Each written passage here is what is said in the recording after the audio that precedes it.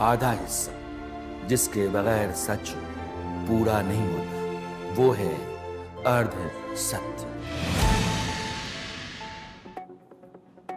नमस्कार, मैं Rana Yashwant India news पर आपका स्वागत करता हूं और आप देख रहे हैं अर्ध सत्य।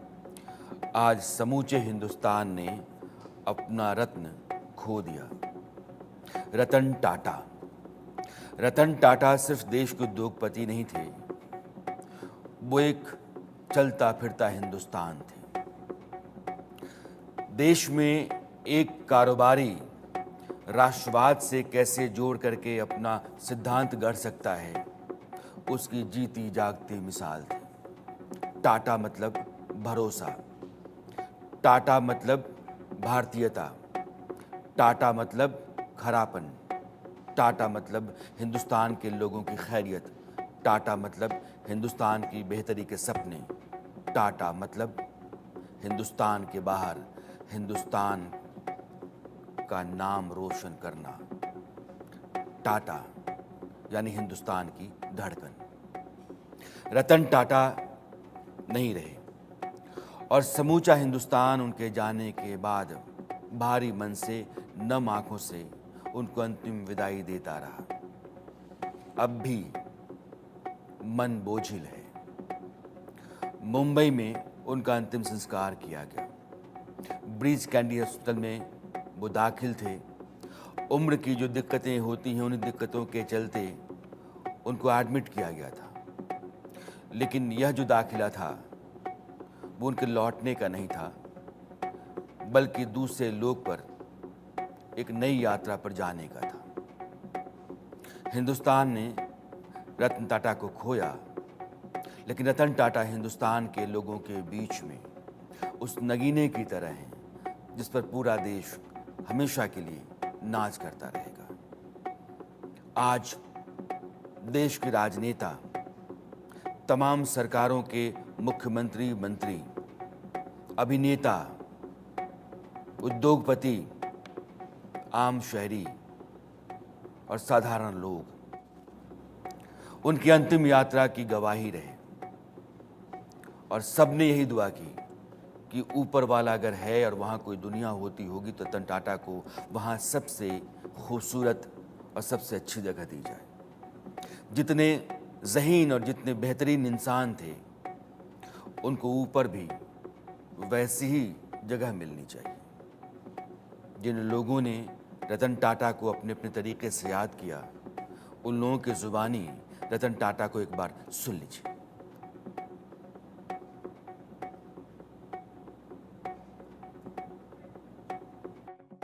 बड़ी क्षति है झारखंड के लिए। झारखंड यदि नहीं होता तो टाटा नहीं होते।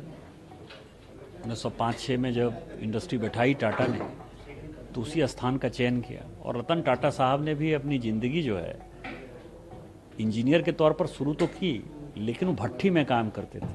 और मैं आपको बताऊं कि बहुत पुरानी बात नहीं है, रतन टाटा जी मेरे से मिलने ठीक आज से 5 साल पहले स्पेशली आए थे। यही दुर्गा पूजा का समय था। तो एक आदमी ने मुझे अब भी कुछ दिन पहले, जिस दिन मैं मिला था, उस दिन कहा कि आज तुम्हारा जो है फ़ोटो प्रॉप अप हो रहा है। आज मैंने वो फ़ोटो डाला भी है। वो झारखंड के लिए हमेशा चिंतित रहते थे। वो कहते थे कि मैं ताज का जो है होटल बनाना चाहता हूँ, कैंसर अस्पताल बनाना चाहता हूँ, वहाँ के लोगों को ओन करना चाहता हूँ, वहाँ एक बड़ा इंस्टीट्यूट बनाना चाहता हूँ। हमेशा एक स्टील प्लांट और भी संथाल प्रणाम में बने, इसके बारे में वो हमेशा, और उस मीटिंग में भी उन्होंने हमेशा चर्चा की। इवन जब वो कोविड के समय, आपको ध्यान हो कि ये पार्लियामेंट की बिल्डिंग बनाने के लिए आए थे, मतलब उस शिलान्यास में माननीय प्रधानमंत्री जी के साथ थे, तो उस दिन भी रतन टाटा साहब जो है घर पर आए थे और यही झारखंड के बारे में बात करते। तो उनको एक इमोशन था कि उन्होंने अपना कैरियर वहाँ से चालू किया, तो झारखंड के लिए एक बहुत बड़ी क्षति है। सर, पहले तो मैं रतन टाटा जी को बहुत मनपूर्वक श्रद्धांजलि देता हूं। रतन टाटा जी, मेरा उनसे व्यक्तिगत भी गहरा परिचय रहा, परंतु न केवल भारतीय उद्योग जगत के, पूरे विश्व के एक सम्मानीय उद्योजक रहे। देश के सारे कायदे कानून और रूल्स रेगुलेशन इसका पूर्णतः पालन करते हुए अपने उद्योग समूह को प्रमुख स्थान पर बनाए रखना और इसके साथ साथ अपने ट्रस्ट के माध्यम से देश की सभी समस्याओं का समाधान कर एक अच्छा समाज बनाने का प्रयास भी करना, चाहे अनुसंधान का क्षेत्र हो, चाहे मैनेजमेंट का क्षेत्र हो, चाहे एजुकेशन का क्षेत्र हो, चाहे कैंसर के इलाज की सारी सुविधाओं को देश के हर हिस्से में पहुंचाना हो। रतन टाटा जी के नेतृत्व में टाटा समूह ने इसको बहुत अच्छे से कर दिखाया है। मैं आज ईश्वर से प्रार्थना करता हूं कि उनकी आत्मा को परम शांति अर्पण करने का काम करें। रतन टाटा कहा करते थे कि जिंदगी उतार चढ़ाव भरी होती है, आपको इसकी आदत डालनी चाहिए। जब कभी भी हार्ट बीट, ईसीजी एक लाइन में आ जाए, एक सीध में आ जाए, तो जिंदगी खत्म हो जाती है। इसलिए जीवन में जब तक उतार चढ़ाव है, जीवन का आनंद वही है। और वो रतन टाटा इंसानियत की कितनी बड़ी मिसाल थे। आज उनकी कहानियों के जरिए ही हम रतन टाटा और हिंदुस्तान के उस लाल को समझने की कोशिश करेंगे जिसके ऊपर हिंदुस्तान हमेशा निहाल होता रहेगा। एक छोटा वाकया है लेकिन बहुत मायने का है, और उससे आपको अंदाजा लगेगा कि एक इंसान कितना महान हो सकता है, उसके भीतर की इंसानियत कितनी बड़ी मिसाल हो सकती है। उसकी गवाही है ये घटना। रतन टाटा के आज जो उनकी अंतिम यात्रा थी, उनके जो कुत्ते थे, डॉगी, जिनसे वो बेइंतहा प्यार करते थे, शादी नहीं हुई थी तो लाजमी परिवार नहीं था, लेकिन उनके जो अपने पालतू डॉग्स थे उनके साथ उनका अपना जज्बाती लगाव था। और आज उनकी अंतिम यात्रा में वो भी दिखे दुखी मन, शांत और शायद ये सब कुछ समझते हुए।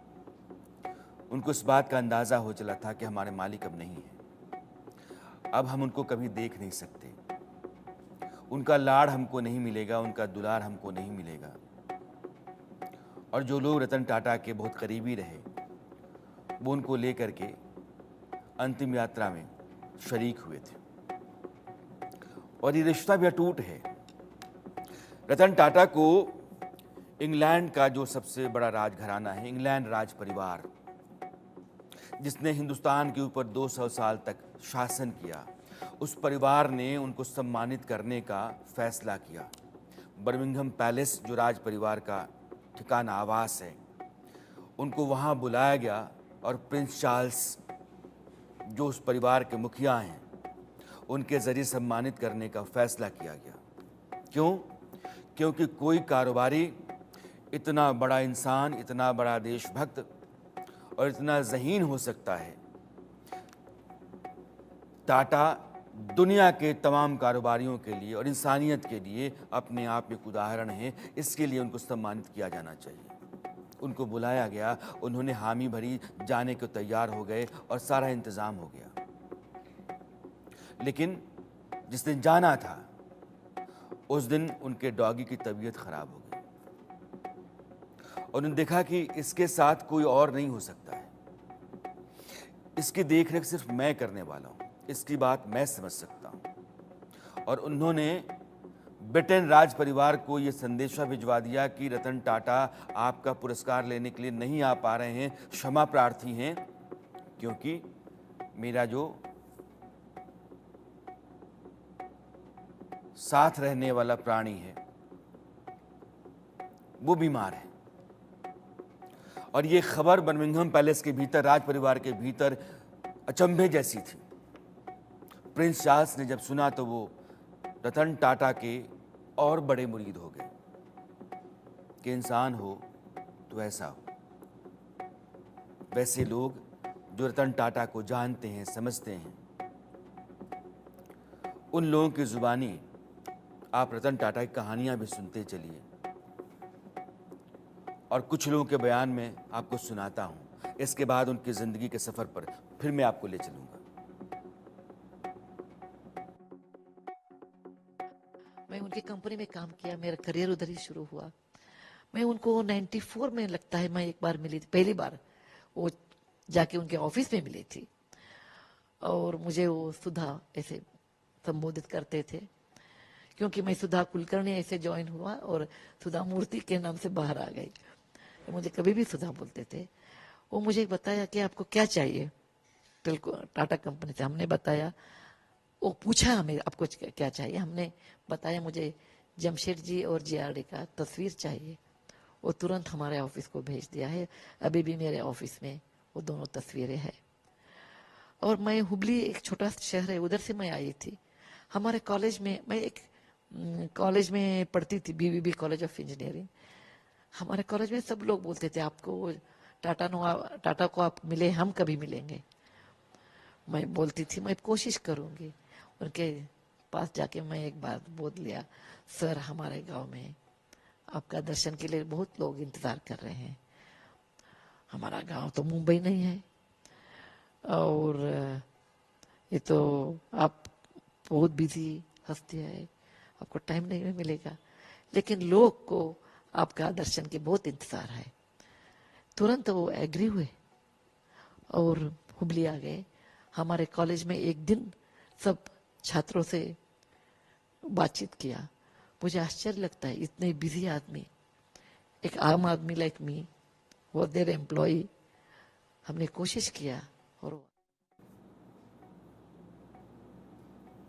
रतन टाटा कहते थे, मैं सही फैसले लेता हूं ये जरूरी नहीं है, मैं नहीं जानता, लेकिन मैं जो फैसले लेता हूं उनको सही करने की हर मुमकिन कोशिश करता हूं और उनको सही साबित करता हूं। उसूल मेरा ये है। स्वाभिमान कितना था उसके लिए एक कहानी, इरादा कितना पक्का था ये बताने के लिए घटना काफी है। टाटा एक बार जो फैसला कर लेते थे कभी पीछे नहीं हटते थे, खुददारी भरी पड़ी थी। और इसी से जुड़ा एक किस्सा है। बात है 1998 की। टाटा मोटर्स ने इंडिका गाड़ी लॉन्च की थी। सोचा था कि ये कार तमाम जो पैसेंजर कार्स होती हैं उनमें नंबर 1 हो जाएगी, लेकिन कभी कभार ऐसा होता है कि जो आप सोचते हैं वो होता नहीं है, और ऐसा ही इंडिका के साथ हुआ। लोगों का जो फीडबैक मिला उससे रतन टाटा निराश हुए। इंडिका कार की बिक्री कम हुई और कंपनी को बड़ा नुकसान उठाना पड़ा। तब रतन टाटा को उनके बोर्ड के मेंबर्स कहने लगे कि कंपनी बेच देनी चाहिए। रतन टाटा का मन कंपनी को बेचने का था नहीं, लेकिन जो उनकी दूरदृष्टि थी वो ये कह रही थी कि अगर और नुकसान हुआ तो कर्मचारियों पर इसका असर पड़ेगा। इसलिए नहीं चाहते हुए भी उन्होंने अपनी टाटा मोटर्स को बेचने का मन बनाया। रतन टाटा टाटा मोटर्स को बेचने का प्रस्ताव लेकर के अमेरिका की बहुत बड़ी कंपनी है फोर्ड, आप भी जानते होंगे, फोर्ड गए। और तब फोर्ड पैसेंजर कार्स की बहुत बड़ी अमेरिकी कंपनी हुआ करती थी। उसके मालिक थे बिल फोर्ड। उनके साथ रतन टाटा की मीटिंग हुई, लेकिन मीटिंग में कुछ ऐसा हुआ जिससे रतन टाटा का मन खराब हुआ। उनको लगा कि ये मेरा अपमान है। हुआ क्या कि फोर्ड के मालिक बिल फोर्ड ने उनसे दो टूक कहा कि जिस कारोबार की जानकारी आपको थी ही नहीं, उसका अनुभव आपको नहीं था, आपने उसमें इतना पैसा कैसे लगा दिया। बिल फोर्ड ने आगे कहा कि मैं आपकी कंपनी खरीद तो लूंगा, लेकिन ये मेरे लिए फायदेमंद नहीं है, फिर भी मैं आप पर एहसान करने के लिए आपकी कंपनी खरीदूंगा। रतन टाटा को यह एहसान जो है वो चुभ गया, उनके आत्मसम्मान को चोट पहुंचा। और उन्होंने कहा कि नहीं, ये डील नहीं होगी। फोर्ड के साथ उन्होंने वो डील कैंसिल कर दी।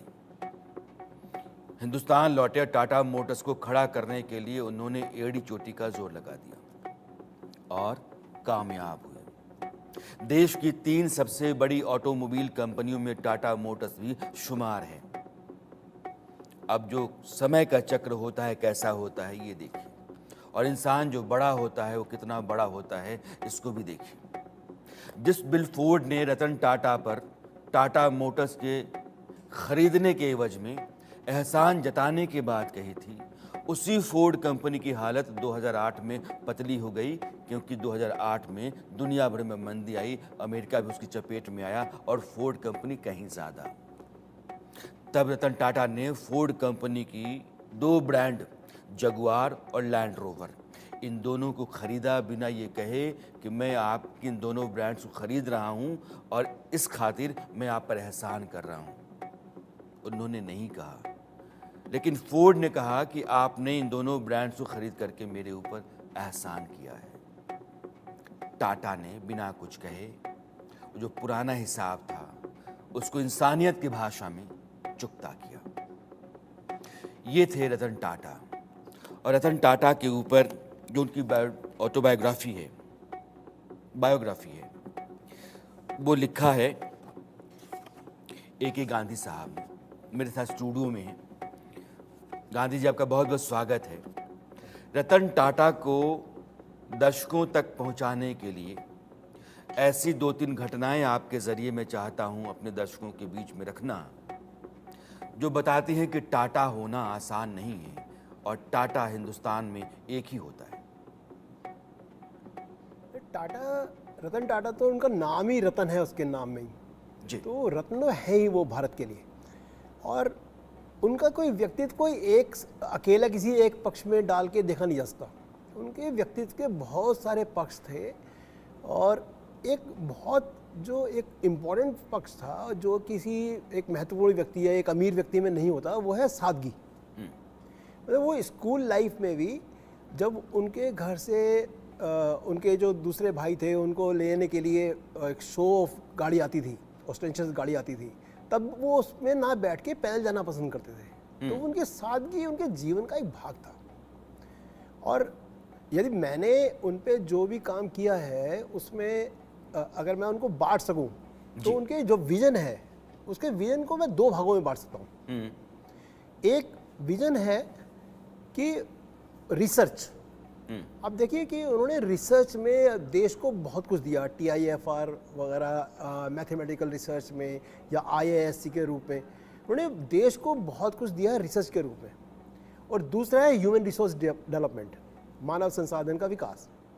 तो अब मानव संसाधन का विकास वो अपनी कंपनी से शुरू करके और बाहर के क्षेत्रों में देखते थे। उन्होंने एक बार कहा था लगभग 25 वर्ष पहले कि I want to see India go places, और इसके लिए 2 ही रास्ते हैं, एक रिसर्च और एक ह्यूमन रिसोर्स, जो कि उस समय इंडिया में मतलब इतने डेवलप्ड नहीं थे दोनों चीज़ें। और इसलिए उन्होंने इन दोनों पे बहुत जोर दिया है। और उन्होंने जो अपने एम्प्लॉइज़ के साथ या एक आम आदमी के साथ, मतलब आप ये लगा लीजिए कि उनके जो छोटे से छोटा स्टाफ है उनके किसी भी कंपनी में, उसको बाई नेम जानते थे। और उनके कोई छोटी मोटी कंपनियां नहीं है, बहुत बड़ी बड़ी कंपनी है और उनका विजन है, काम करने का अपना अनूठा ढंग है। और इन सब चीज़ों ने मिलकर उनको एक बहुत महान शख्सियत बनाया है। जी, ये हिंदुस्तान की तरक्की में टाटा की भूमिका कितनी बड़ी रही है। आमतौर पर जितने भी कारोबारी घराने होते हैं, उद्योगपति होते हैं, वो सिर्फ मुनाफा कमाने पर ही फोकस करते हैं। एक ही मकसद होता है कि कंपनी कितना मुनाफा कमा जाए और उसका विस्तार आप कितना कर सकें। लेकिन टाटा सन्स यानी कि टाटा ग्रुप की जो मेन कंपनी है उसके भीतर 5 ट्रस्ट हैं टाटा के, और उनकी हिस्सेदारी 66% के आसपास है।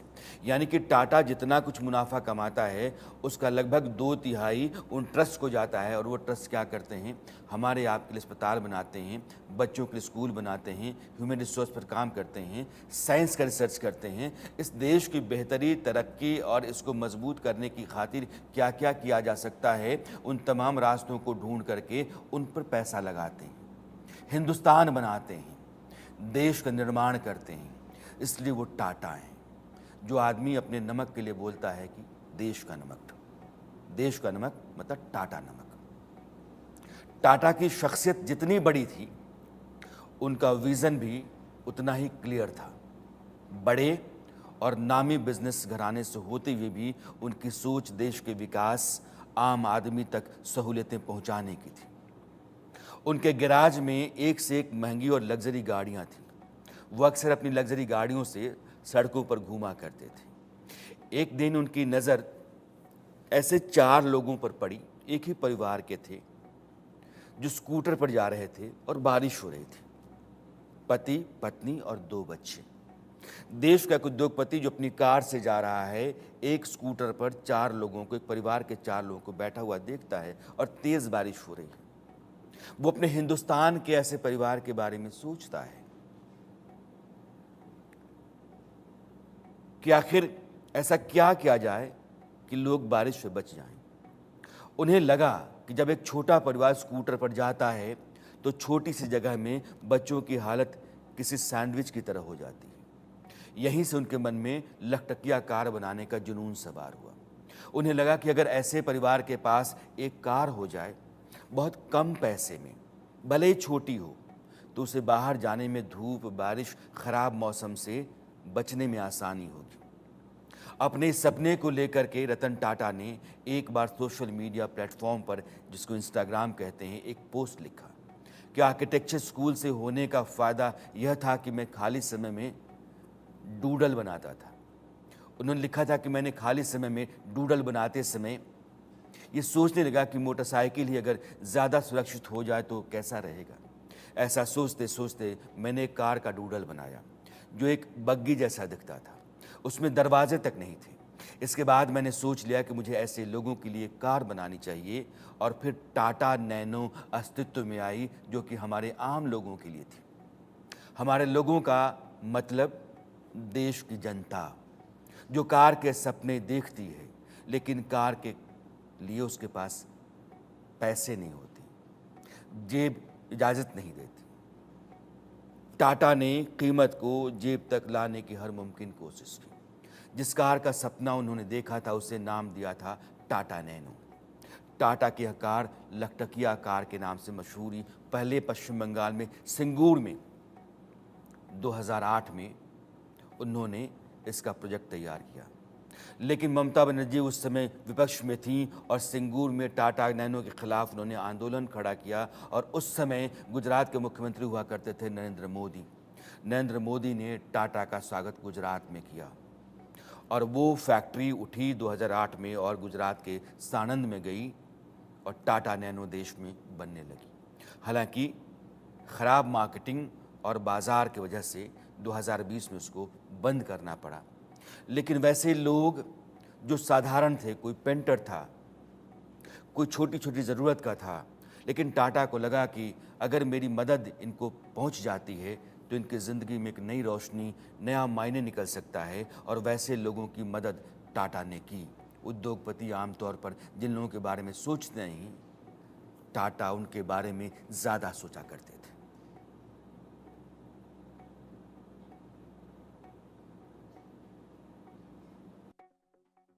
और मैं खुद भी उनको कई बार मिला। जब मैं इंडस्ट्री मिनिस्टर था, यहाँ पर जो जापान के प्राइम मिनिस्टर आए थे, उस वक्त मैं SM कृष्णा यहाँ पर एक इंडस्ट्रियलिस्ट की मीटिंग किए थे ताज वेस्ट एंड में। तो बहुत ही पोलाइट और हम लोगों से जो भी बात करता था बड़ा गंभीरता से और पोलाइटनेस से। ऐसा आदमी, इतना बड़ा इंडस्ट्रियलिस्ट और 100 कंट्रीज में जिसके बिजनेस है, ऐसे आदमी को मैंने बिजनेस मैन में कॉरपोरेट इसमें नहीं देखा।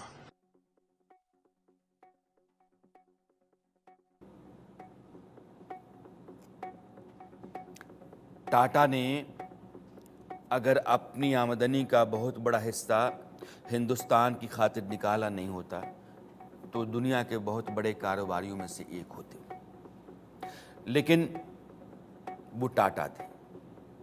कारोबारी बहुत आएंगे जाएंगे, लेकिन रतन टाटा हमेशा याद रहेंगे। एक आदमी ने कैसे अपनी कंपनी बड़ी की, उसका सबसे बड़ा उदाहरण है कि उनकी आप हैसियत को देखिए।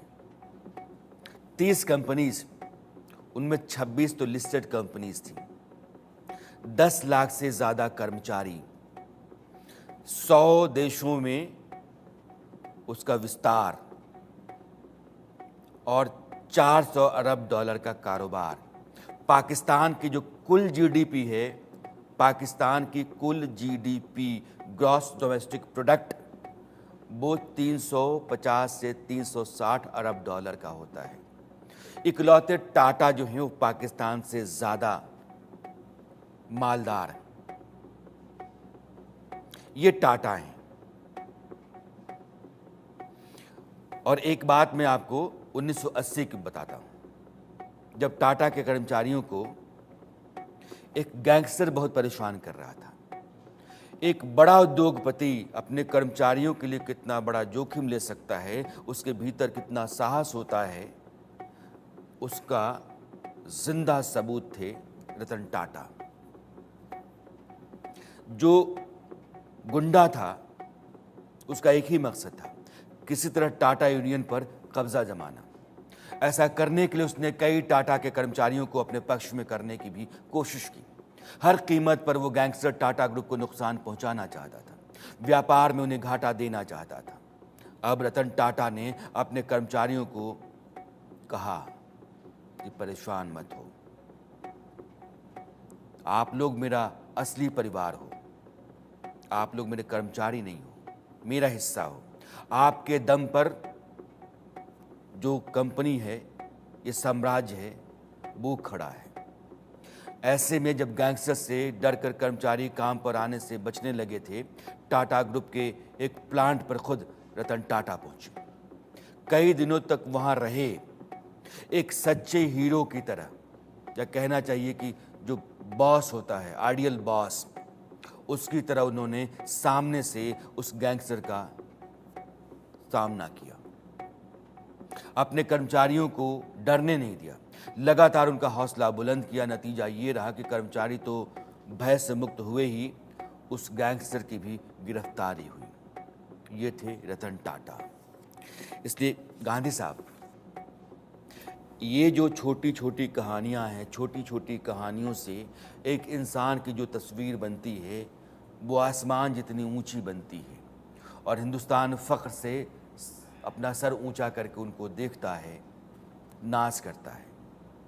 रतन टाटा होने के मायने क्या? उनका देखिए, सबसे जो रतन टाटा की जो सबसे बड़ी खूबी है वो है उनका सोचने का एक अलग ढंग। अब देखिए, उनको विरासत में मिली, अपने जेआरडी से बहुत सारी कंपनियां मिली, लेकिन क्या था कि वो जेआरडी ने उनको अपने ढंग से चलाया था। और जो इनका जो अनुभव था रतन टाटा का, वो पहले नेल्को में देख चुके थे, जो एक फेल हो रही थी कंपनी, और वो देख चुके थे। और उसके बाद में जब शुरू में आए यहाँ पे इंडिया में, तो उसके बाद में इन्होंने शॉप फ्लोर पे काम किया, दूसरे एम्प्लॉयज़ के साथ काम किया और अपने अनुभव अर्जित किए। उस अनुभव के आधार पे इन्होंने एक अपनी आइडियोलॉजी बनाई, और उस आइडियोलॉजी को उन्होंने 91 से इम्प्लीमेंट करना शुरू किया। और ये एक अच्छी बात रही, सौभाग्य की उनके साथ, कि उस समय देश में लिबरलाइजेशन शुरू हुआ। अब जब लिबरलाइजेशन के साथ साथ इन्होंने क्या किया कि जो सारी कंपनियां थी वो अलग अलग ढंग से काम करती थी, ऑलमोस्ट इंडिपेंडेंटली काम करती थी। तो इसलिए उन्होंने क्या किया कि इन सबको अपने टाटा के बैनर में लाने का कोशिश की। अच्छा, हुआ क्या, शुरू में बहुत सारा विरोध हुआ, क्योंकि उनके जो एमडी वगैरह होते थे वो सब एक तरह से एक पावरफुल एंटिटी थी और उनको बहुत सारी शक्तियां जेआरडी ने दे रखी थी। लेकिन इन्होंने उनको किसी ना किसी तरह से अपने पास लेके आए, अपने अंडर में लेके आए, और उन्होंने भी देखा कि जो ये विरोध था वो बेमानी था, क्योंकि जब वो एक बैनर के अंदर आए, एक बड़ा नाम उन सबको मिला, तो उन्होंने ज़्यादा तरक्की की।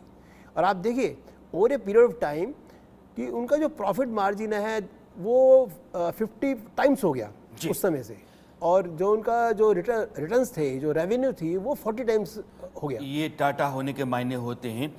डॉक्टर गांधी, मेरे साथ डॉक्टर बिंद्रा भी जुड़ गए हैं, डॉक्टर विवेक बिंद्रा। विवेक बिंद्रा, आपका बहुत बहुत स्वागत है। धन्यवाद राणा यशवंत जी। रतन टाटा के ज़रिए, उनकी ज़िंदगी की छोटी छोटी घटनाओं के ज़रिए हिंदुस्तान को ये बताना चाहता हूँ कि वो सिर्फ एक कारोबारी नहीं थे, वो सच्चे हिंदुस्तानी थे। हिंदुस्तान का एक आम आदमी किस तरीके से अपनी ज़रूरतों से बाहर आ सके, किस तरीके से मुल्क मजबूत देश के तौर पर खड़ा हो सके, एक साधारण आदमी से लेकर के अपने साथ काम करने वाले कर्मचारी तक की वो सोचते थे, सुनते थे और उसके बारे में कुछ बेहतर करने की लगातार कोशिश करते थे। मैं आपके ज़रिए भी अपने दर्शकों तक रतन टाटा को पहुंचाना चाहता हूं, लिहाजा आपके पास बहुत सारी ऐसी कहानियां होंगी जिन कहानियों के ज़रिए आप उनको याद कर सकते हैं। राणा यशवंत जी, धन्यवाद आपका मुझे अपने इस सबसे बढ़िया शो में इनवाइट करने के लिए। और आप एक बहुत सम्मानित पत्रकार रहे, हमेशा इतना बढ़िया आपने प्रोग्राम अपना रन किया है। रतन टाटा जी, एक ठीक कहा आपने, ऐसे फिलैंथ्रोपिस्ट उनका नाम होना चाहिए, रतन दानवी टाटा। ऐसे फिलैंथ्रोपिस्ट थे, ऐसे इन्वेस्टर इंडस्ट्रियलिस्ट रहे। पहला पायलट वो बने देश में, फ्लाई F-16 उन्होंने उड़ाया था उस समय। 2000 में पद्म भूषण लिया, 2008 में पद्म विभूषण उनको मिला, उनको सम्मान मिला। आज आपके चैनल के माध्यम से लोगों को कहना चाहता हूं मैं कि आपके इस वीडियो को शेयर करें। क्यों? क्योंकि उनको भारत रत्न मिलना चाहिए। ठीक कहा जो गांधी जी थे यहाँ पे, उन्होंने बिल्कुल ठीक कहा। 2 दशक संभाले वो, 40 टाइम्स उनका रेवेन्यू बढ़ाया, 50 टाइम्स उनका प्रॉफिट बढ़ा। एक ऐसे व्यक्ति थे, मैं उनसे पर्सनली भी मिला हूँ 2 दफ़ा। 90% स्टार्टअप 5 साल में फेल हो जाते हैं, 5% स्टार्टअप 10 साल में फेल हो जाते हैं। 0.01% स्टार्टअप ऐसे है या बिजनेस ऐसे हैं, इंडस्ट्रीज ऐसी रही हैं जो 100 साल चलती हैं। तो टाटा ग्रुप 100 साल तक 100 से ज़्यादा देशों में 100 से ज़्यादा कंपनियाँ आज तक रन किए हैं ये। और ये थे तो पारसी परिवार से, खाली माता पिता का इनको प्रेम नहीं मिला, पत्नी का, प्रेमिका का, किसी का प्रेम नहीं मिल पाया इनको, लेकिन उसके बावजूद इमोशनली बहुत स्टेबल रहे हैं। मुंबई शिमला में पढ़े, BSc इन्होंने स्ट्रक्चरल डिजाइनिंग में करी, कॉर्नेल यूनिवर्सिटी में और हार्वर्ड में बाद में पढ़ के आए। नवल टाटा और सुनी टाटा के पुत्र, ऐसे व्यक्ति, अपने समय में पैसा था, 50 सर्वेंट और स्कूल और रोल्स रॉयस और सब बढ़िया था, लेकिन उसके बावजूद ये मैं ज़रूर कहूँगा हमेशा कि प्रेम की इनके जीवन में कमी रही। ऐसा व्यक्ति जिन्होंने टेटली से लेके, कोरस ग्रुप से लेके, जैगुआर लैंड रोवर से लेकर के कितनी विदेशी कंपनियां देवू से लेके खरीदी, उन्होंने $6 बिलियन से $108 बिलियन तक ये पहुंचे। श्री रतन टाटा, इनको मैं क्यों कह रहा हूं कि आपका वीडियो शेयर करना चाहिए, कि उनको आज भारत रत्न मिलना चाहिए, क्योंकि honorary knight commander of the order, यानी कि grand cross of the most excellent order, जो उनको ब्रिटिश एम्पायर ने टाइटल दिया, सर का टाइटल दिया। जापान के अंदर इनको grand cordon of the order rising sun, Japan में इतनी, जिस यूनिवर्सिटी में जाए वहाँ उनको डॉक्टरेट मिले, तो उनको भारत रत्न जरूर मिलना चाहिए। हमने ये मुहिम छेड़ी थी कि जीते जी मिलना चाहिए था, अब उन्होंने श्री छोड़ दिया, मिलना चाहिए। उस प्रेमिका को जो 1962 में इंडो चाइना वॉर के कारण भारत में नहीं आ सकी, ऐसी लॉयल्टी कहाँ मिलती है आपको लोगों को देखने में, कि आज तक वो लॉयल रहे उनके लिए, कभी दोबारा विवाह नहीं किया उन्होंने, दोबारा क्या मतलब पहली बार भी नहीं किया। ऐसी टीम तैयार करी कि अगर कहीं ट्रैवल पे जा रहे हो, गाड़ी पंचर हो जाए तो खुद टायर बदलने, खुद टायर में पंचर लगाने वाले व्यक्ति।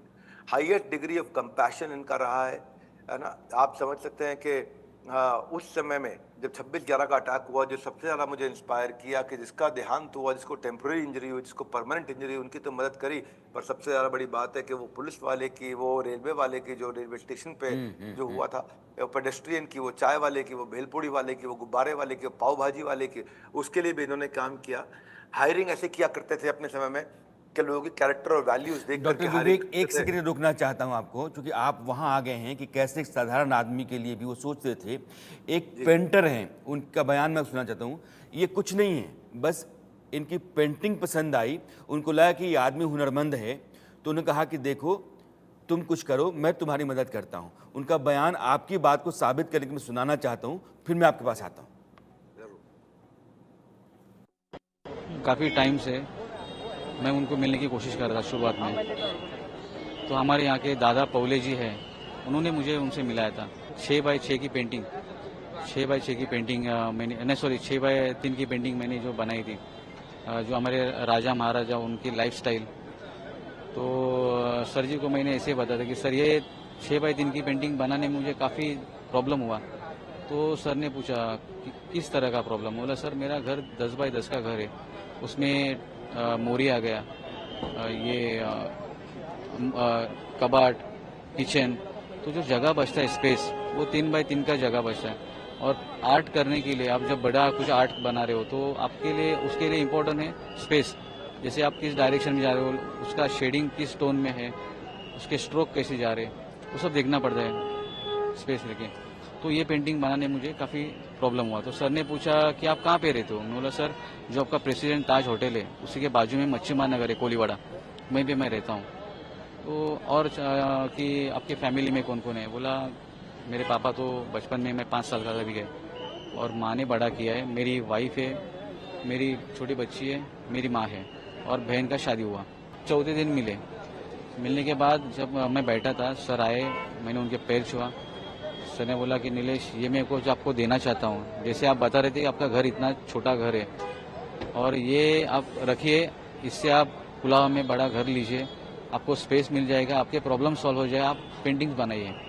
तो मैं उठ के उनसे पैर छुआ। बोला सर कि मुझे पैसा नहीं चाहिए, वो जो मैंने पेंटिंग आपको दी थी वो आपके लिए गिफ्ट थी।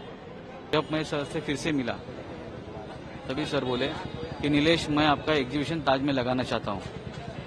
तो मैं बोला सर लेकिन मेरे पास उतनी तो पेंटिंग्स है नहीं, मुझे टाइम लगेगा क्योंकि घर छोटा होने के कारण पेंटिंग के स्पेस स्टोर करने के लिए स्पेस नहीं है। तो सर बोले ठीक है आप करा दीजिए। तो दो महीने का मैंने टाइम लिया था, लेकिन 2.5 महीना लगा और एक पेंटिंग बनाने के लिए कम से कम 15 दिन 20 दिन तो लगता है। लेकिन दिन रात काम करके मैंने 19 पेंटिंग बनाई थी, लोगों तक मैं पहुंचा। उसके लिए मैं सर का कभी भी भूल नहीं सकता हूँ सर। आदमी का आदमी हर हाल में हमदर्द हो, एक तवज्जो चाहिए इंसान को इंसान की तरफ। ये रतन टाटा हैं। देश के इतने बड़े उद्योगपति को एक साधारण से पेंटर के बारे में पूछने और उसकी मदद करने की कोई ज़रूरत नहीं है, लेकिन वो इंसान होगा तो इंसान की पूछ परख रखेगा। और यही बात डॉक्टर विवेक बिंद्रा कह रहे हैं। इसलिए मैंने कहा इनकी बात को फिर से मैं सेकंड करना चाहता हूं, जो महाराष्ट्र की सरकार ने आज फैसला किया है और महाराष्ट्र के तमाम दलों ने कि रतन टाटा को भारत रत्न दिया जाना चाहिए। इस देश का हर आदमी, डॉक्टर बिंद्रा भी कह रहे हैं, हर आदमी यही कहता मिलेगा आपको कि रतन टाटा को भारत रत्न दिया जाना चाहिए। वो सिर्फ रतन ही नहीं है, भारत के रतन हैं और उनको भारत रत्न दिया जाना लाजमी है। डॉक्टर बिंद्रा, मैं चाहूँगा आप थोड़ा और आगे बढ़ें। आप राणा यशवंत जी, आप एक बात समझिए कि आज आप इंडिया न्यूज़ को हेड करते हैं। आपके अगर इस कंपनी के परिवार में, जो ऑर्गेनाइजेशन का परिवार में, उसमें तकलीफ आए कभी, उनकी मदद करेंगे, आप करेंगे, कार्तिक शर्मा जी करेंगे, सब करेंगे। लेकिन आजू बाजू बाहर के लोगों को इतना मदद इन्होंने किया। आज देखो पेंटर की आपने कहानी इतनी बढ़िया उन्होंने अपने मुंह जबानी बताई। मैं एक आदमी के बारे में बताना चाहता हूँ आपको। करमबीर सिंह हुआ करते थे होटल के अंदर, इनके जो 26/11 का हमला हुआ था, जनरल मैनेजर, अभी 1 साल पहले ज्वाइन किया। उनका बेटा उदय और समर 14 साल और 5 साल के, और उनकी अपनी धर्म पत्नी। उनका देहांत हो गया उस होटल में। ये लोगों को बचाने में लगे रहे और ये लोगों को करमबीर सिंह बचाने में लगे रहे। आज उनका भी सम्मान करूंगा मैं। क्यों? क्योंकि टाटा ग्रुप ने इस प्रकार की हायरिंग हमेशा करी। कि आप देखो बाद में पाकिस्तानी लोगों ने इनको बोला कि भाई जो है हमारे को टाटा सूमो का आपको ऑर्डर देना है, तो उन्होंने मना कर दिया। उन्होंने बोला कि हम आपका होटल, एक पाकिस्तानी टीम आई कि आपके होटल को वापस ठीक ठाक कर देंगे। कांग्रेस के लीडर से फोन भी कराया है, तो रतन टाटा बोले you could be shameless, I am not, और फोन काट दिया। ये ऐसे मैन ऑफ कमिटमेंट थे, ऐसे पीपल्स पर्सन थे कि अगर यूनियन के लोग जो है ना टाटा ग्रुप में कभी खड़े हो जाए, बैठ जाए कि हमको बोनस नहीं मिला, हमको ना मजदूर यूनियन जिंदाबाद, उनके साथ जमीन पे बैठ जाते थे कि मैं भी आपके साथ हूँ, तो मजदूर यूनियन जिंदाबाद। वो उसमें ऐसा हुआ कि साइकोलॉजिकल टर्न अराउंड हो गया सारी लेबर का कि यार ये वर्कर्स जो है सारे के सारे बोले कि रतन टाटा तो हमारे साथ बैठे हैं, हम किसके लिए लड़ रहे हैं, किसके खिलाफ लड़ रहे हैं। वो बोनस भूल के फिर काम पे लग गए। ये ऐसे व्यक्ति थे जो फेलियर्स को रिवॉर्ड करते थे। कहते थे कि Rana Yashwant ji, failure is a gold mine for the company. Failure को रिवॉर्ड किया करते थे कि जितना फेल करोगे उतना जल्दी सीखोगे। टाटा नैनो के बाद उन्होंने अवार्ड चालू किए थे। फिलेंथ्रोपी जो है ना, यानी कि डोनेशन, यानी कि चैरिटी, उनके नाम के बीच में आनी चाहिए हमेशा। 65% 66% अपना दान वाटर कंजर्वेशन से लेकर livelihood, digital transformation, social justice, skill development, environment, disaster relief, sports, culture, सब पे उन्होंने बहुत काम किया। आपको जान के अच्छा लगेगा कि काइंडनेस जो है ना वो इनके खून में, इनका ब्लड ग्रुप में था काइंडनेस। हमेशा लोगों के लिए खड़े रहे। 1971 में नेल्को, जो अभी डॉक्टर साहब पीछे अभी बता रहे थे, गांधी जी, नेल्को को उन्होंने उस समय जो है ना 1972 में 2% मार्केट शेयर था, 1975 में 20% मार्केट शेयर हो गया। नेल्को उनके लिए एक चेंजिंग पॉइंट था, जहाँ से ये आगे बढ़े, जहाँ से इनको उन्होंने अपना झंडा गाड़ा और समझ में आया टाटा समूह परिवार के अंदर के भाई रतन टाटा हैं ये। तो नेल्को को आगे बिल्ड करने के बाद ये लगे, और हमेशा अनअफेक्टेड रहते थे। एक बार इंस्टाग्राम पे, आप लोग तो सोशल मीडिया को बहुत ऑब्जर्व करते हो, किसी लड़की ने इनको बोल दिया 1 मिलियन फॉलोअर होने पे कि तू छोटू है, कांग्रेचुलेशन छोटू, 1 मिलियन फॉलोअर हो गया। तो लोगों ने उसकी लड़की की बहुत बुराई करी, इन्होंने उस लड़की के प्रोटेक्शन में आ गए। इतनी ह्यूमिलिटी, इतनी विनम्रता कि अगर कहीं पे ग्रुप में फोटो खिंचानी थी, कुछ जमीन पे बैठे, कुछ ऊपर खड़े थे, तो ये भी जमीन पे जाकर के बैठ गए। इतनी कहानियां इनकी है, इनकी हम्बलनेस की, इनकी विनम्रता की, इनकी। तो कंक्लूजन ये है कि ऐसे लोग, हो सकता है सिल्वर स्पून के साथ पैदा हो, लेकिन उसको गोल्डन स्पून और डायमंड स्पून करना आता है। श्री रतन टाटा जी के विषय में इंटरनेट पे, बुक्स में, आर्टिकल्स में, जर्नल्स में, जगह जगह पे बहुत कुछ लिखा गया, रिसर्च पेपर्स में, लेकिन उसका आधा भी अगर सच है ना, तो वो लेजेंड से ज़्यादा बड़े हैं हमारे लिए। इसीलिए राणा यशवंत जी, आपका ये वीडियो आज लोगों को पहुँचाना चाहिए, हैशटैग डालना चाहिए साथ में कि भारत रत्न फॉर रतन टाटा। आपसे भी प्रार्थना करूंगा, मैं करता हूं, मैं अपनी डिजिटल टीम को बोलूंगा कि ये सारा वीडियो भारत रत्न फॉर रतन टाटा के हैशटैग से ही डाला जाए। और ये हिंदुस्तान की आवाज़ है। डॉक्टर बिंद्रा जो कह रहे हैं वो सिर्फ डॉक्टर बिंद्रा के दिल की आवाज़ नहीं है, वो हिंदुस्तान की आवाज़ है। उसके साथ आगे चलना चाहिए। अनुपम खेर क्या कह रहे हैं मैं आपको सुनाता हूँ, फिर उसके बाद हम लौटते हैं। लगता था कि रतन टाटा पूरे जीवन भर, हमारे जीवन भर, आने वाले जीवन में हमेशा रहेंगे, क्योंकि कुछ लोग, आप उनको हमेशा मिलते नहीं हैं, बट उनका एहसास देश के इंफ्रास्ट्रक्चर में नज़र आता है, देश के चैरिटी इंस्टीट्यूशन में नज़र आता है, देश के आबो हवा में नज़र आता है, अच्छाई में नज़र आता है। तो आज मैं कहूँगा कि देश ने अपना एक रत्न खो दिया है और उनका नाम था रतन टाटा। मेरी मुलाकात उनसे कुछ साल पहले लंदन में हुई थी। बकिंगम गेट में उनका एक ताज का होटल है, तो मुझे मिले थे और 5-7 मिनट तक बात करते रहे और फिर बोले कि आई लाइक योर कॉमेडीज़, आप I laugh when I see you sometimes, not very often but rarely I saw 1 or 2 comedies. But उसके अलावा आई थिंक किसी इंसान को अगर अपना आदर्श बनाना है तो उसमें रतन टाटा सबसे ऊपर नंबर पर आएंगे। इस देश का आम आदमी हो, शहरी है, उद्योगपति है, राजनेता है, अभिनेता है, रंगकर्मी है, संस्कृति कर्मी है, सब एक साथ आपको एक लय में पिरोए हुए दिखाई पड़ेंगे। सबका मन भारी है, सबको लगा है कि कुछ बहुत बड़ा है जो छूट गया, टूट गया। हिंदुस्तान का उस नगीने से रिश्ता टूटा है जिसको रतन टाटा कहते हैं। गांधी जी, आखिर मैंने पहली बार किसी उद्योगपति के साथ हिंदुस्तान के तमाम लोगों के जज्बाती रिश्ते को इस तरीके से महसूस किया है। इसका कारण और क्या हो सकता है?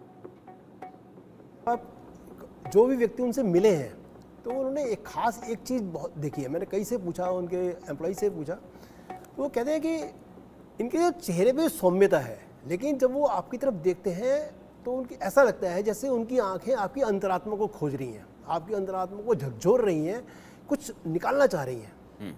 और उनकी खास बात ये है कि वो फोकस अपने पे रखना नहीं चाहते, वो चाहते हैं फोकस कहीं और हो, वो हो ह्यूमन रिसोर्स पे, चाहे उनके एम्प्लॉइज हैं, चाहे आम लोग हैं, वो किसी को भी नज़रअंदाज नहीं करते, लेकिन खुद को नज़रअंदाज रखते हैं। वो बिल्कुल एक ऐसे ढंग से रहते हैं और नेचुरल है कि उनका पास इतनी सारी उपलब्धियां हैं, तो फोकस लोगों का उनके ऊपर रहेगा। लेकिन आज जैसे जो है कि मैं खुद सोच रहा था कि मैं यहाँ पे क्यों हूँ, मैं आज मुंबई में क्यों नहीं हूँ, तो वो सब जो भावनाएं हैं वो सब जुड़ी हुई हैं। और मैं व्यक्तिगत रूप से भी मेरे घर में ही इंसिडेंट है कि जब मेरा बेटा IIM से जब अभी फर्स्ट ईयर किया तो इंटर्नशिप के लिए टाटा स्टील में गया था, तो वहीं पर ही इनके पास मैसेज आ गया था कि हम आपको कंफर्म कर रहे हैं, आप जब कोर्स पूरा कर लेंगे तो आप टाटा स्टील ज्वाइन कर लीजिए। तो ये देखिए, वो क्योंकि वो खेलता भी था और अच्छा स्टूडेंट भी था। ये बात अलग है कि वो अपना स्टार्टअप खोलना चाहता था, वो एक अलग बात है, उन्होंने ज्वाइन नहीं किया। लेकिन ये थी उनकी जो टैलेंट पहचानने की जो काबिलियत है दूसरे में, एक नज़र में पहचानते थे। जैसे जब मैंने पूछा कि एक इंडिविजुअल इंटरव्यू चाहिए तो बोले स्टिक टू फैक्ट्स, तो इंटरव्यू उन्होंने इंडिविजुअल इंटरव्यू ग्रांट नहीं किया। तो ये दर्शाता है कि वो खुद पे फोकस रखना नहीं चाहते, वो चाहते हैं कि दूसरी चीज़ों पर फोकस किया जाए, चाहे उनकी जो कंपनियां हैं उनके ऊपर या जो काम उन्होंने किया है उसके ऊपर। वो इंडिविजुअल अपनी पर्सनल लाइफ पर वो नहीं चाहते थे कि उनके एनेक्डोट्स उसमें शेयर किए जाएं किताब में, इसलिए आपको ना के बराबर मेरी पुस्तक में उनके एनेक्डोट्स मिलेंगे। तो एक छोटा सा वाकया मैं अपने दर्शकों के साथ साझा करना चाहता हूँ। जो गांधी जी कह रहे हैं, टाटा होना जो है वो एक प्रोसेस है, और टाटा हिंदुस्तान में एक ही हो सकता है। अपने कर्मचारियों को लेकर के वो जो सोचते थे वो कैसा था, क्या जुड़ाव लगाव था, इसकी ही वानगी है जो मैं आपको सुनाने जा रहा हूं। कितना स्नेह रखते थे कर्मचारियों को लेकर के, किसी से नहीं छुपा है। एक किस्सा उनका काफी प्रचलित है कि मुंबई से पुणे उन्होंने ये सफ़र सिर्फ इसलिए किया क्योंकि उनका एक कर्मचारी पिछले 2 साल से बीमार था, और वो कोई और नहीं था, एमडी भी नहीं था, बोर्ड का कोई मेंबर भी नहीं था, मैनेजर की पोस्ट पर भी नहीं था, एक साधारण सा छोटा सा कर्मचारी, बहुत कम सैलरी वाला। लेकिन रतन टाटा को जब उसकी हालत का पता चला तो उन्होंने बिना किसी को बताए मुंबई से पुणे जाने का फैसला किया, बिना किसी सुरक्षा और तामझाम के। उस कर्मचारी के घर पहुंचे, उससे मुलाकात की, हालचाल पूछा और मदद का भरोसा दे करके आए। उनकी उस मुलाकात को मीडिया भी कवर नहीं कर पाया। आज की तारीख में कोई उद्योगपति हो, कोई बड़ा नेता हो और ऐसे किसी कर्मचारी के यहाँ जाए पूछ परख करने के लिए कि भाई तुम ठीक हो ना, हम तुम्हारी मदद करने के लिए आए हैं, बहुत मोटी मदद करेंगे, तो पूरा वीडियोग्राफी कराएगा, सोशल मीडिया पर उसको डालेगा। लेकिन रतन टाटा चोरी चुपके गए, आए और उसका भला करना था किया। आदमी कितना बड़ा होता है कि गरबा का कार्यक्रम मुंबई में चल रहा था और उस कार्यक्रम के दौरान ये पता चलता है कि रतन टाटा नहीं रहे। एक उद्योगपति लोगों के दिलों में कितनी बड़ी जगह रखता है।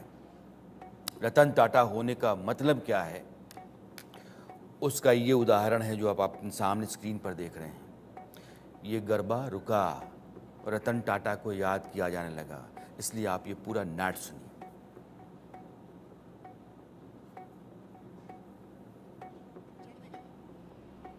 ਅੱਜ ਦਾ ਇਹ ਪ੍ਰੋਗਰਾਮ ਚੜ੍ਹਦੀ ਕਲਾ ਦੇ ਨਾਮ ਤੇ ਤੁਹਾਡੇ ਸਾਹਮਣੇ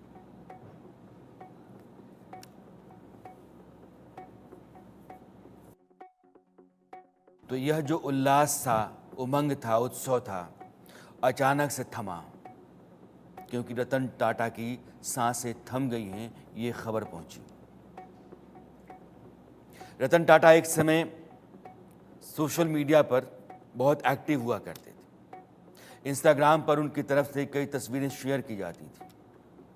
ऐसी एक पोस्ट उन्होंने तब शेयर की थी जब इंस्टाग्राम पर उनके 1 मिलियन फॉलोअर्स हो गए थे, जिसका जिक्र अभी डॉक्टर बिंद्रा कर रहे थे।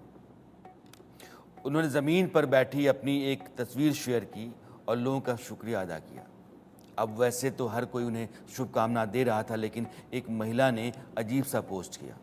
उनकी तरफ से लिखा गया, बधाई हो छोटू। अब महिला का रवैया दूसरे लोगों को अखर गया। उन्होंने इसे टाटा के अपमान के साथ जोड़ा, उसे खूब फटकार लगाई, कहना चाहिए ट्रोल किया। लेकिन तब रतन टाटा ने एक कमेंट लिखा और सारे ट्रोल चुप हो गए। उन्होंने कहा कि मैं उस युवा महिला की तारीफ करता हूं कि उन्होंने अपने मन की बात कही। उम्मीद करता हूं कि वे आगे भी इसी तरह से लिखती रहेंगी। हमें नहीं भूलना चाहिए कि बच्चा तो हर किसी के अंदर होता है। ऐसे में इस महिला को सम्मान दीजिए, उनकी इज्जत कीजिए। जैसे गरबा कि पूरी महफिल जो है वो अचानक सन्नाटे में डूब गई, वैसे ही देश के बहुत बड़े सिंगर हैं दिलजीत दोसांझ, और दिलजीत का शो चल रहा था। उसी दौरान खबर आती है कि रतन टाटा नहीं रहे, और फिर दिलजीत रतन टाटा की शान में, उनकी इज्जत में जो कहते हैं वो एक हर हिंदुस्तानी की आवाज़ है। ਅੱਜ ਦਾ ਇਹ ਪ੍ਰੋਗਰਾਮ ਉਹਨਾਂ ਬਾਰੇ ਕਦੇ ਨਹੀਂ ਦੇਖਿਆ ਕਿ ਉਹਨਾਂ ਨੇ ਕਿਸੇ ਬਾਰੇ ਬੁਰਾ ਬੋਲਿਆ ਹੋਵੇ। ਹਮੇਸ਼ਾ ਉਹਨਾਂ ਨੇ ਆਪਣੀ ਲਾਈਫ 'ਚ ਮਿਹਨਤ ਕੀਤੀ, ਹਾਰਡ ਵਰਕ ਕੀਤਾ, ਚੰਗਾ ਕੰਮ ਕੀਤਾ, ਕਿਸੇ ਦੇ ਕੰਮ ਆਏ। ਇਹੀ ਲਾਈਫ ਹੈ, ਇਹੀ ਜ਼ਿੰਦਗੀ ਹੈ। ਜੇ ਅੱਜ ਅਸੀਂ ਉਹਨਾਂ ਦੀ ਲਾਈਫ ਤੋਂ ਕੁਝ ਸਿੱਖ ਸਕਦੇ ਹਾਂ ਰਤਨ ਟਾਟਾ ਜੀ ਤੋਂ, ਮੈਨੂੰ ਲੱਗਦਾ ਇਹੀ ਸਿੱਖ ਸਕਦੇ ਹਾਂ ਕਿ ਮਿਹਨਤ ਕਰਨੀ, ਚੰਗਾ ਸੋਚਣਾ, ਕਿਸੇ ਬਾਰੇ ਕੰਮ ਆਉਣਾ ਤੇ ਬੇਦਾਗ ਆਪਣੀ ਲਾਈਫ ਜੀ ਕੇ ਗਏ ਹੋ। ਅੱਜ ਦਾ ਇਹ ਪ੍ਰੋਗਰਾਮ ਚੜ੍ਹਦੀ ਕਲਾ ਦੇ ਨਾਮ, ਕਿਉਂਕਿ ਅਸੀਂ ਹਮੇਸ਼ਾ ਚੜ੍ਹਦੀ ਕਲਾ ਹੀ ਸਿੱਖੀ ਹੈ, ਜਿਸ ਹਾਲਾਤ 'ਚ ਵੀ ਰਹੇ ਹਾਂ ਹਮੇਸ਼ਾ ਚੜ੍ਹਦੀ ਕਲਾ। ਸੋ ਅੱਜ ਦਾ ਇਹ ਪ੍ਰੋਗਰਾਮ ਚੜ੍ਹਦੀ ਕਲਾ ਦੇ ਨਾਮ ਤੇ ਤੁਹਾਡੇ ਸਾਰਿਆਂ रतन टाटा यानी कि हिंदुस्तान की धड़कन, रतन टाटा यानी हिंदुस्तान का नाज, रतन टाटा हिंदुस्तान का भरोसा, रतन टाटा हिंदुस्तान की साख। वो भले ही इस दुनिया में अब नहीं है, लेकिन इस दुनिया में वो हमेशा याद किए जाएंगे और हिंदुस्तान का रत्न बन करके वो हमेशा चमकेंगे। अरसत में आज इतना ही। मेरी आपकी मुलाकात कल फिर होती है, तब तक ले दीजिए विदा। नमस्कार। वो आधा हिस्सा जिसके बगैर सच पूरा नहीं होता, वो है अर्ध सत्य।